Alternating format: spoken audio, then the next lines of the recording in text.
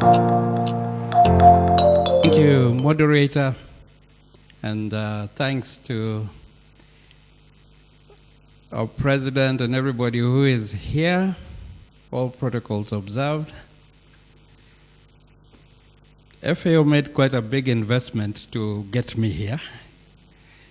To execute it in 15 minutes may not be very fair to the organization, but I will try. Yeah? I will do my best. Thank you. But I think basically what I'm going to do, and I'm hoping there's still some energy in the room to take us through to lunchtime. But I think, you know, I would like to build on what Planner Solomon has presented here, because really that is essentially what we are talking about. And for FAO, this is critically important in terms of a global agenda around the food systems transformation process. And it is so key that within the flagships, the corporate flagships, the issue of what we call the Green Cities Initiative is a flagship, because with the continued, if we continue with business as usual, we clearly see what threats that mean and impacts that would have in terms of security, but also on environment and all the issues that we're dealing with around climate change and climate action. So I will be giving a presentation, and I will try and move it very quickly so that, but I hope you'll get the gist of it. Just to start us off, you know, in the year 2020, the Secretary General of the United Nations, Antonio Guterres at that time, had actually made a call to all the member states of the United Nations. The call was to ask all member states to engage in a food systems dialogue process. Oh my goodness, I hope I'm not going to lose. Yeah, in a food systems dialogue process that was to start right from the grassroots.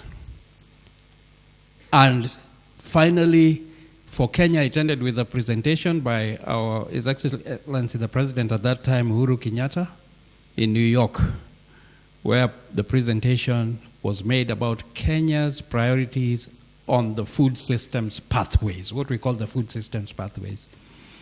The reason why the Secretary General made that call was because at the heart, at the foundation of the delivery of all the SDGs,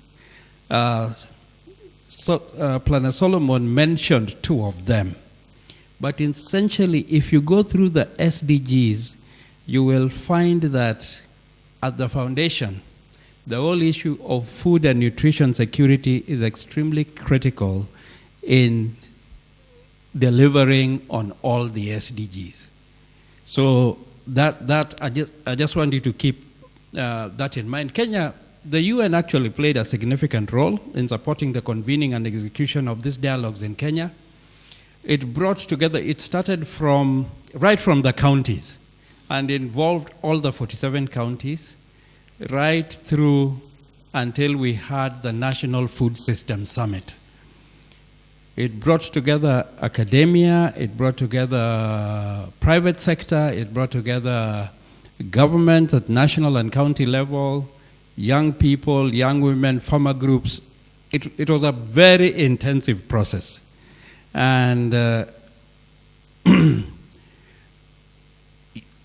I said, we played a technical role in supporting the process and really put the country on the path of really prioritizing food systems transformation. So basically, I think Solomon had also talked a bit about what food systems transformation is. It is from our perspective, it's ideally a process that reshapes the way our food system is organized in a way that it helps to better address desired food systems outcomes. So looking at it from the context of food security, providing all people with access to sufficient food. From the side of healthy diets, making sure people have access to diets that deliver good health. We look at economic well-being, that food systems can contribute to living income. We also look at social well-being, that it can contribute to all people leading a safe and flourishing life. And then environmental sustainability, making sure that food systems do not harm our natural environment. So for us, that is the context that we look at food systems transformation. And Kenya also has committed itself to transforming food systems. You know that we have what we call the agriculture sector growth, transformation and growth strategy, being led by the government of Kenya, which runs from 2019 to 2029 and provides a framework, looking at issues around prioritizing raising farmer income, increasing agricultural output and value addition, and building household food resilience. Under the bottom-up economic agenda, the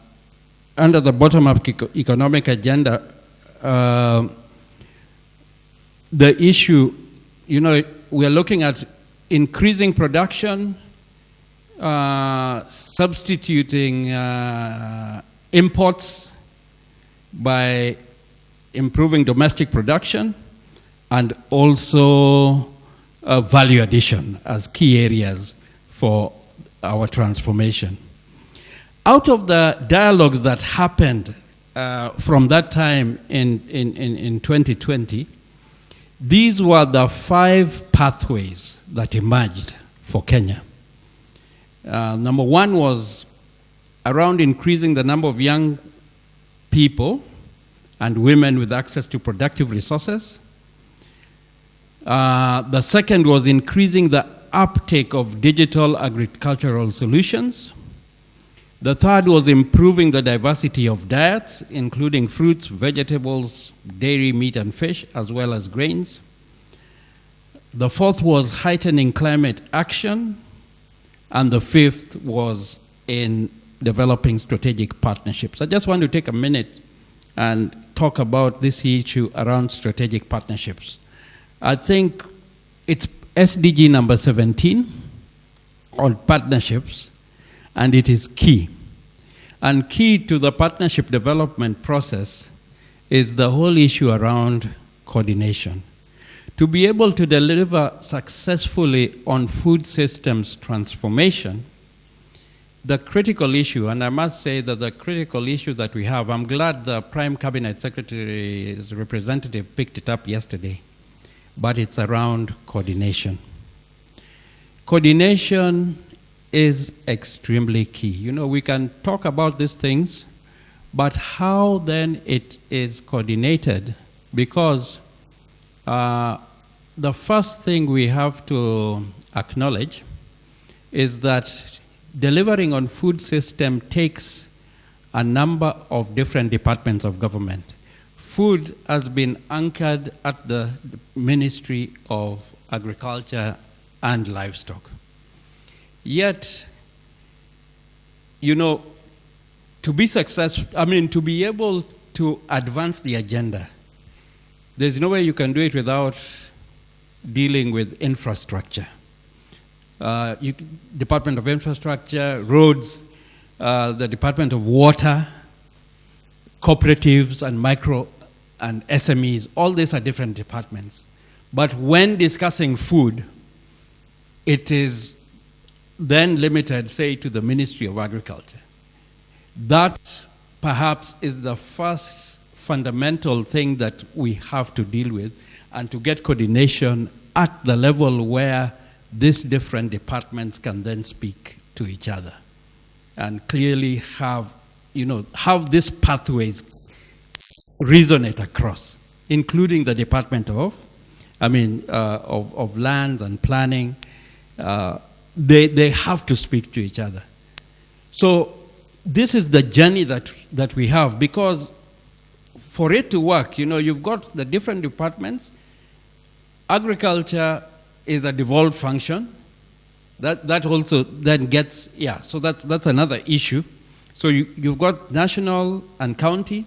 You've got other non-state food system actors, including private sector. Private sector invests heavily in the food industry and along the value chain. You've got civil society, producer and consumer organizations, and other development partners like the UN and other international NGOs and all, who are also putting quite some significant investments in this area. So what has been our first process in trying to get these things harmonized? Our first step has been in first trying to track how much is Kenya investing in food systems. So tracking the financial flows, because this is a first step in opening up the minds also to see how we have to bring these things together. So we are looking at domestic public financing. We are also looking at international development financing, and then also private sector financing. And then, what are the food systems components? When you're looking at food system components, you're talking about agriculture development and value chain. You're looking at infrastructure for food systems, where then planning becomes critical. You're looking at nutrition and health. You're looking at social assistance, including emergency and food assistance. And finally, climate change and natural resources. So, in the process, and this was work done jointly by FAO, IFAD, World Bank, we call it the 3FS tool, to start looking at, what is the current financing. So you see, all these departments, as they are described there, contribute to food systems.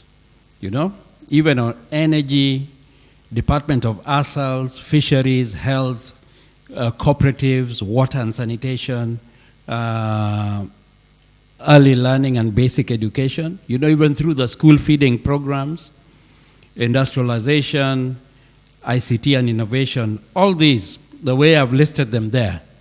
So there was an effort to try and see, what kind of investments are then being made that directly relate to food systems from all these departments. So actually, this data through the National Treasury, they put together, all this from 2018 to 2022. So just to show you a bit of how that data looks, looking at especially now domestic public financing, you will see the way, how much are we currently investing and spending on food system. You will see that over the years in 2019, where we had about 1.11 million dollars, which is about 1.5 billion actually. You can see that there's been some increases that happened up to 2021 in the investments made, and then they begin by 2022, it went down a bit. 2020 to 2021, there was quite some investment because there were also efforts. We had the COVID situation, and there's a lot that we now had to shift, basically because food items also became more expensive, even the importation that we do. Then you will see, in terms of the different components around food systems, You can see the investments, how they've been made in terms of domestic financing, from value chain, the work that goes on in value chains, then infrastructure, social assistance, nutrition and health, climate change and natural resources. And yeah, that's just a bit of data. So you can see there's been, out of the total allocation, there's quite a bit that has gone around the development of value chains and also infrastructure for food systems.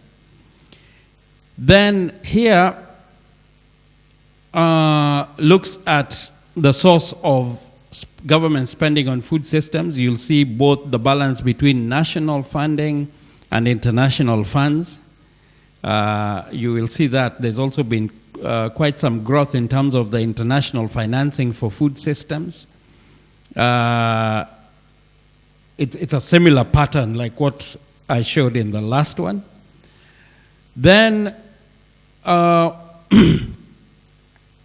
looking at what is the source of government spending by components, the components I talked about.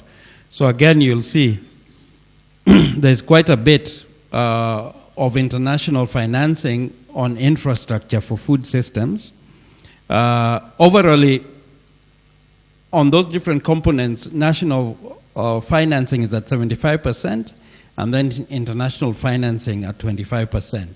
So the main reason why I'm sharing this is to begin to see, because there are some commitments that we've also made at regional and international platforms in terms of the investments that we make into food systems.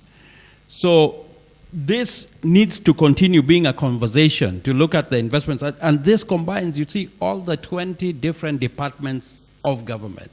So if that conversation begins to happen at that level, then people begin to see, you've got data that shows you what investments you're making. You're able then to see what are the gaps, and then where do you need to increase investment. So I'm hoping that as we progress the conversation of putting food systems as an agenda that cuts across, then we will reach the level where discussions can really happen at that level. Because a clear coordination mechanism will help us address a number of issues. One, it will help us in enhancing transparency and accountability and trust, ensuring that transparent and accountable processes to improve policy decisions and investments. The policy decisions and investments, even in the planning process, how do we then improving the policy decisions and actually be able to take some agendas. Madam, I just forgot her name, sorry, but Joyce, Yeah, but you said it very clearly. There are some of these things that you need data, you need muscle, you need convening power. Where do you get this? It is this data that we are then able to put on the table and demonstrate and show. If we don't go in this way, then in another 10 or 12 or 15, 20 years, we are in a problem. So this is it. And I really hope that what I'm saying resonates with also how you see us moving forward.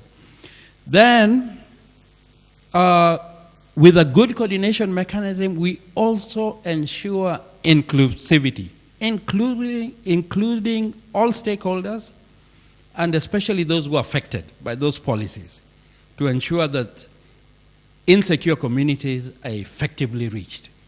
And we start dealing with the emerging threats that we are seeing. When you see land being subdivided to the point where it is completely not viable at all. So, and then it also helps in improving communication and information flow. It helps us to track progress. We'll be able to track progress and also learn together and work on improving systems, and then strengthening cross-sector partnerships. That's also a critical thing that this will contribute to, really strengthening those cross-sector partnerships. So having said that, let me just tell you very quickly, sorry moderator, I'll just be very fast. I want to show you why this is important for our country. One, if you look at the livestock sector in Kenya, we have a very big issue on what we call the annual feed deficit, where we have to import 55 million metric tons when you're looking at the protein ingredient for livestock. I'm sure many of you are probably keeping poultry or other forms of livestock, and if you're buying feeds, you also know what it means to spend the kind of money you spend on feeds. Now, if the land commercialization program becomes a critical issue, because then it allows investments or investors to come and invest in this kind of businesses, hopefully then reducing our imports. You remember during the time of this Ukraine war, when it started, an African country is going to plead with Putin. It's a bit of a shame. Yet we can actually domestically produce and perhaps, if done efficiently, get it at a cheaper cost. So that is something I'll talk about on livestock. If you look at rice, we are a net importer of rice. We are importing a lot of rice. With a proper commercialization program, land commercialization, these things that we are net importers of can actually be produced locally. We talk of rice, we talk of wheat production, all this, including pyrethrum production and processing. With a clear land commercialization program, it should be possible to improve productivity right from Kenya. And then even in oil crops, imagine, we are a net importer of oil crops. If you think of soya, canola, all this, there's a lot of imports going on. You saw what happened during the time when there was a crisis and we had to work with KNTC to import oil, which we don't know what eventually happened to. But, these are issues. So these things and the planning that goes, when you're talking of land commercialization, I'm sure this has to then be also steered by the planners for the country, even at county level. So, it's an important agenda to enable us meet our food security needs. And then, of course, you've heard of the agro-processing. There's the whole issue around agro-processing, county agriculture integration, KIPES. There's the conversation around. Those KIPES are important, but they can be done in a way that they are more economically viable. You can't have 47 KIPES. That has to be done those choices have to be made very strategically. But it is only through effective planning, having the right data, that then these choices can be made on where exactly to then invest on this county aggregation integration parks or something, KIPES. So just finally, I just want to inform you that FAO, as I said, we are the Green Cities Initiative is a corporate agenda that is coming across.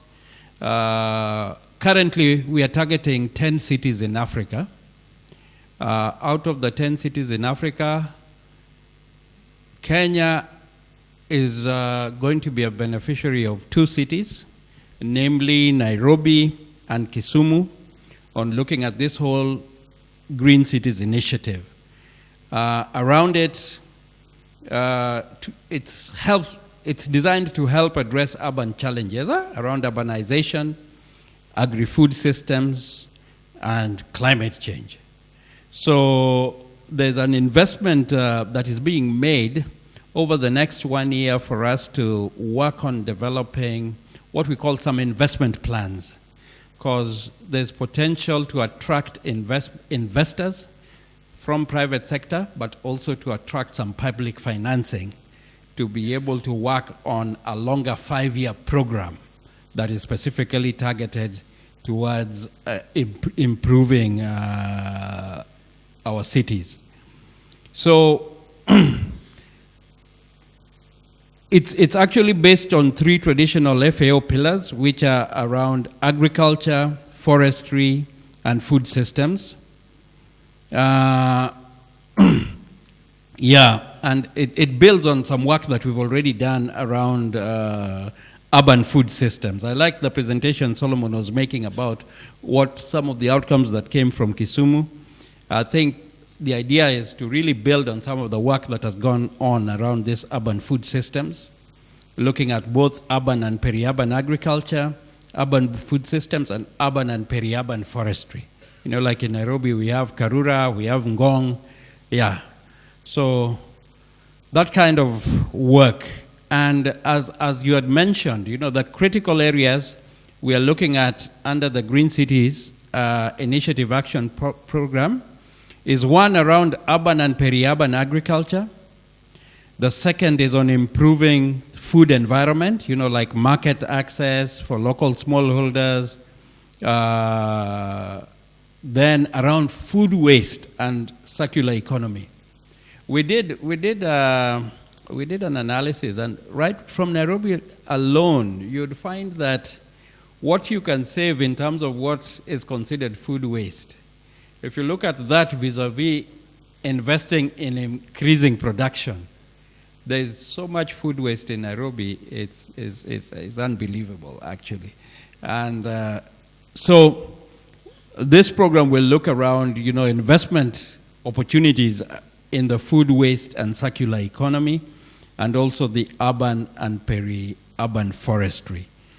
So those are the issues. We've done some of the work around food waste management. In Kisumu, we looked at food retail environment, you know, especially the women street vendors. And in Mombasa, we have looked at some issues around urban agriculture and urban forestry.